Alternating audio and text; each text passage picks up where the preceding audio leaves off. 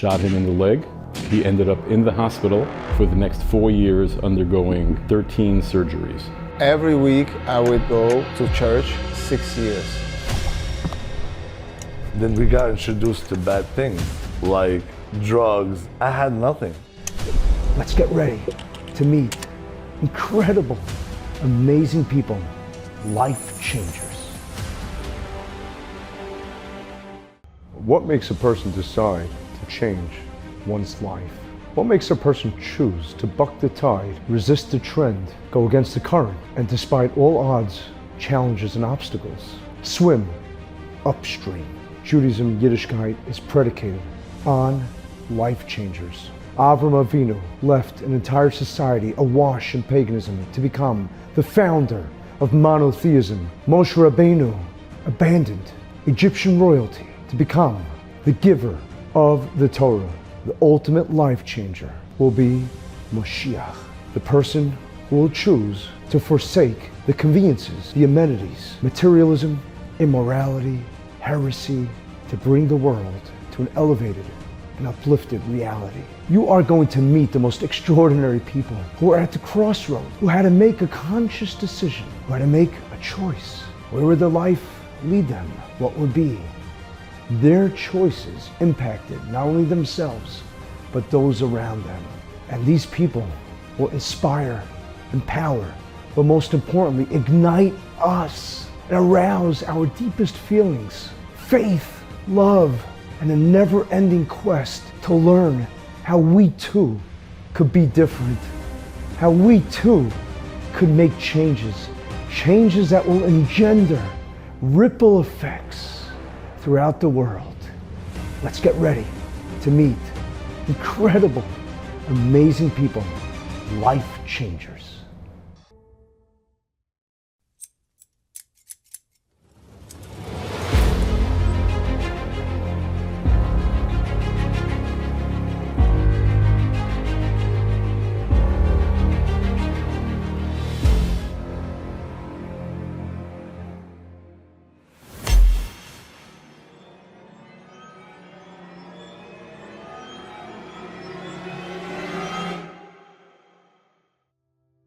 Hi, my name is Rafael Varayev. Tell you what gives me motivation.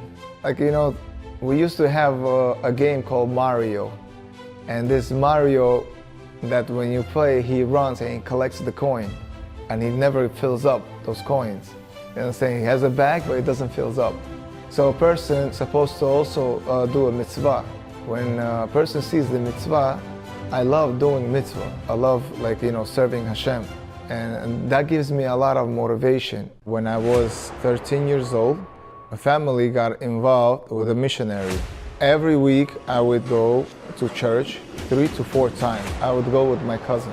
Church people, they would help us out, involved with the money or food.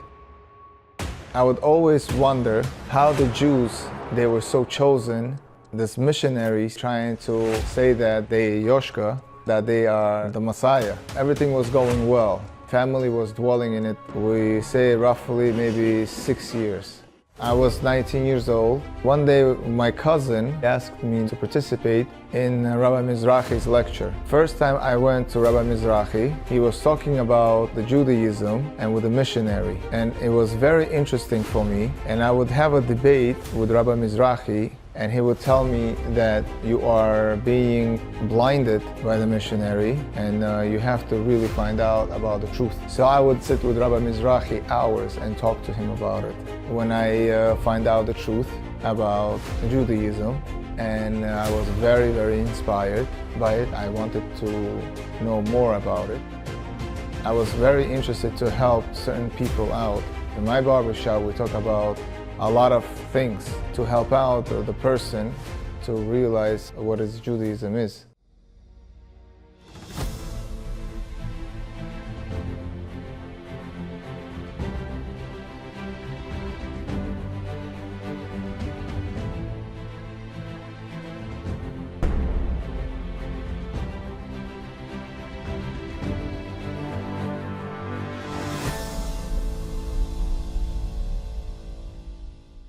When I spoke with Rabbi Stefansky, he brought me to Israel bought me a ticket, and he told me that it's unbelievable the stuff that you do in the barbershop, that you're bringing. In a day, I would maybe sign up 40 people.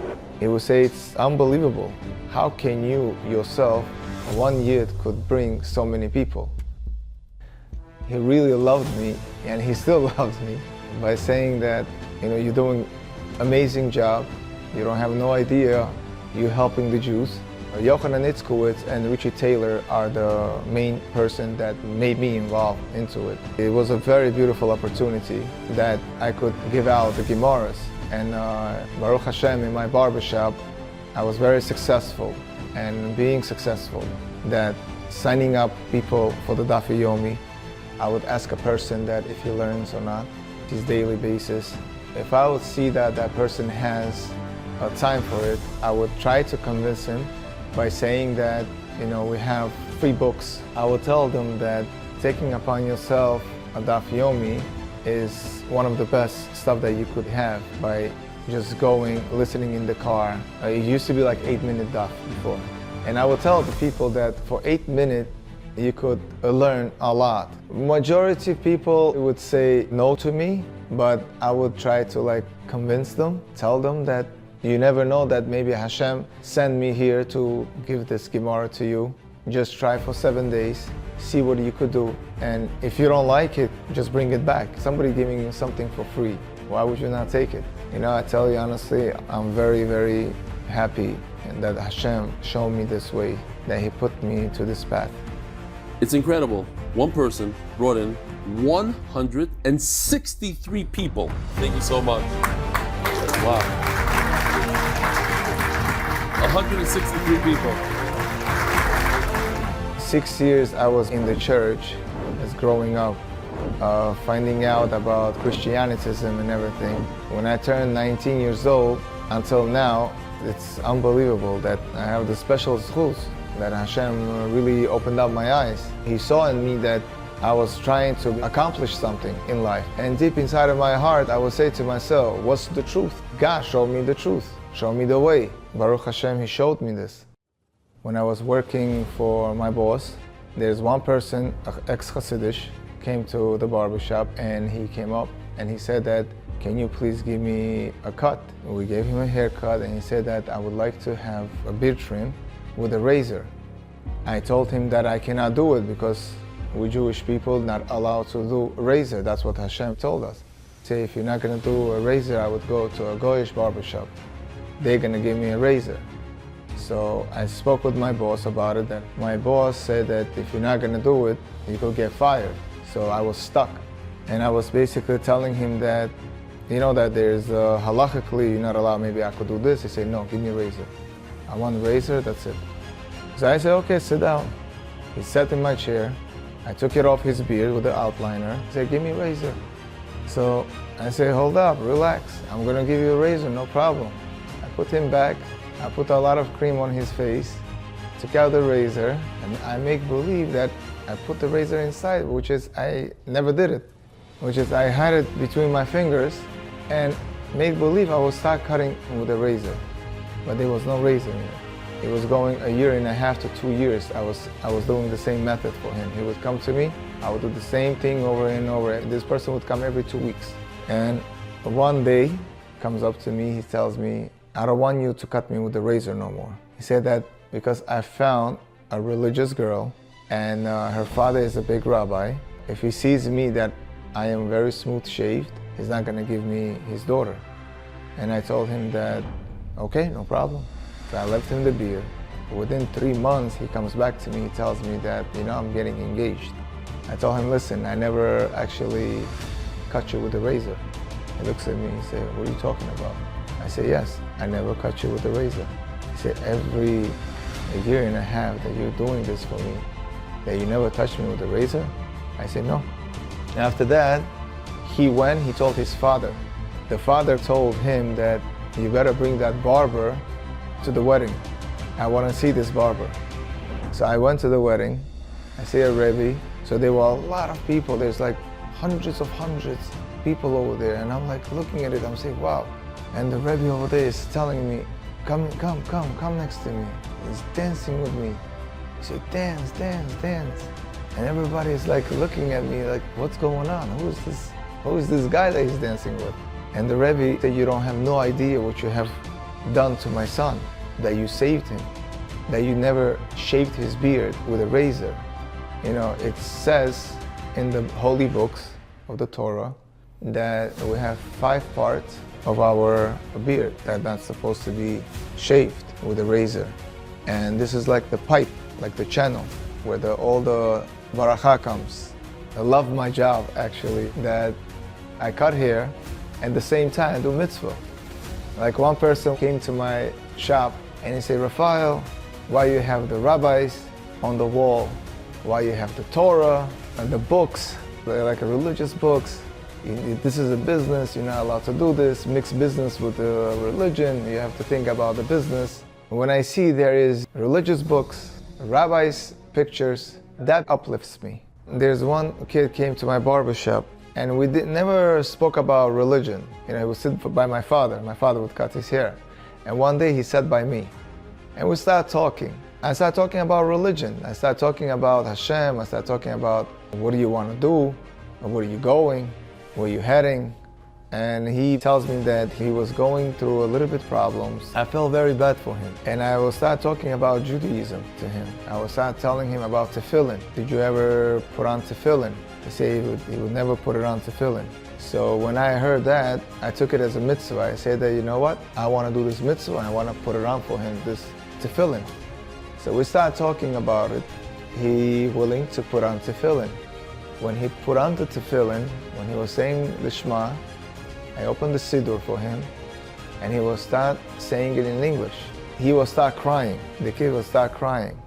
From there, I felt in neshama that this person has a very big neshama. I will start telling him that, what about if you take upon yourself a little bit of learning? Who came to my mind? Rabbi Finger. I said that, you know what? Do you know about BJX? He said no. I said there is BJX that you're gonna love. You know, they're helping a lot of community and a lot of people, they come to Shabbat. You know, there's nice lectures, a good speaker. And I called Rabbi Finger and I told him about this kid. You know, Rabbi Finger right away said, Raphael, you better, you know, give me his number. We have to help him. I set him up with Rabbi Finger. He was very happy. He was telling me, Raphael, you don't have no idea what you have done for me. He said that there was no hope, but you gave me hope. I enlightened him. He told me that it's good that I met you, that I'm coming to this barbershop. If I could see that in my barbershop I could cut hair and spread the Torah and it doesn't cost me anything, imagine what other people could do. Like us, each of us could bring a lot of people. If you could save one neshama, you're saving the whole world. Imagine there's a mitzvah and it doesn't cost nothing. But after 120 years, it's going to cost more than anything else. We have to love each other, and that's how we're going to bring Mashiach. That's how we're going to bring the Geulah, the redemption. Every Jew has the potential to become great, no matter their past. Who will be the next unexpected hero to inspire us all? Will it be you?